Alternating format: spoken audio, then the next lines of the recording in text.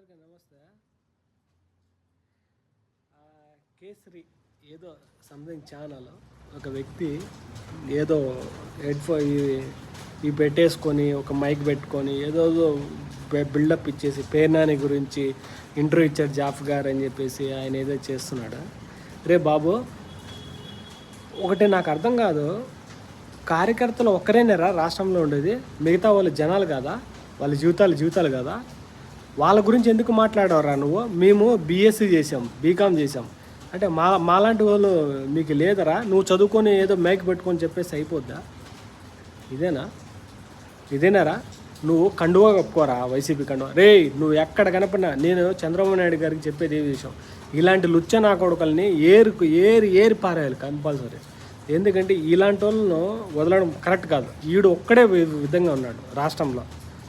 Sir, ఖచ్చితంగా మీరు గమనించారు.